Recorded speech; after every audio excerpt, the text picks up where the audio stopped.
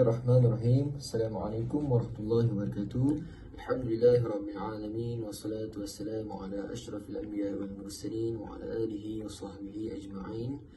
Saya Johan Daniel bin Zainuddin, berumur 23 tahun. Saya berasal dari Selangor dan kini menetap di Bukit Beruntung, Rawang. Saya dulu bersekolah di Darul Quran wal Hadis As-Safa di Ampang, dan seterusnya saya menyambung pengajian ke peringkat diploma di Universiti Islam Selangor, dan saya graduate pada tahun 2022, tahun lepas.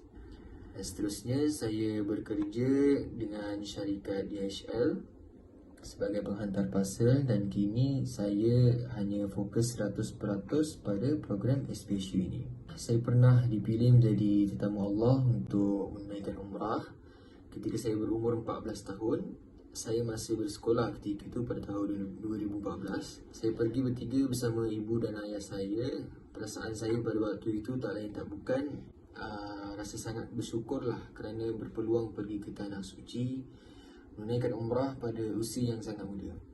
Kali pertama jejakkan kaki ke Masjid Nabawi dan juga Masjidil Haram, perasaan itu amatlah teruja kerana selama ni saya hanya melihat di internet ataupun dalam TV je. Tetapi sekarang saya dapat lihat depan mata saya sendiri betapa indahnya Kaabah, dan saya dapat ziarah makam Rasulullah SAW. Jadi saya rasa amat gembiralah saya dapat nikmat ni semua pada usia yang muda. Bagaimana terbuka untuk menyertai SPSU ini asalnya dari mak saya. Terjumpa iklan SPSU ini di Facebook kalau tak silap saya. Jadi dia forwardkan iklan tu kepada saya, memandangkan saya pun tak ada buat apa-apa selain sedang mencari kerja. Jadi atas saranan ibu dan bapa saya dan nasihat-nasihat mereka, saya pun jadi berminat dan tertariklah dengan untuk menyertai SPSU ini. Bagi saya, perjalanan pembelajaran SPSU ni sangat menarik dan fleksibel lah.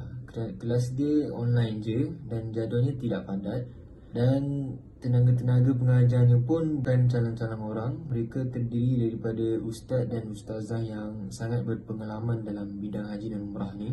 Mereka akan mengajar topik-topik yang berkaitan dengan haji dan umrah ni sangat terperinci dengan cara yang mudah kita faham. Supaya apa? Supaya kita dapat menunaikan ibadah haji dan umrah ni dengan lebih sempurna.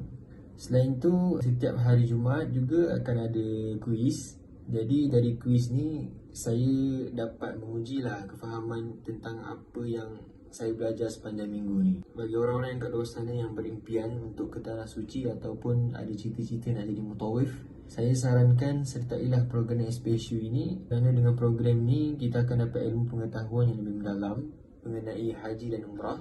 Ia juga mengajarkan kita daripada A sampai Z lah. Dari sebelum kita berangkat ke Tanah Suci sehinggalah kita pulang ke tanah air semula pun diajarkan juga. Jadi ibadah haji dan umrah kita tu bukannya sekadar sah tetapi sempurna. Akhir kalam, sekiranya ada rezeki saya diterima untuk berkhidmat di mana-mana agensi travel haji dan umrah, saya mewajibkan diri saya untuk berkhidmat dengan sungguh-sungguh dan komited dalam menggalas tanggungjawab memimpin jemaah-jemaah haji dan umrah supaya mendapat ibadah yang sempurna dan diterima oleh Allah Subhanahu Wa Taala, dan juga dapat memberi kesan yang positif pada jemaah. Sekian wabillahi taufiq wal hidayah. Assalamualaikum warahmatullahi wabarakatuh.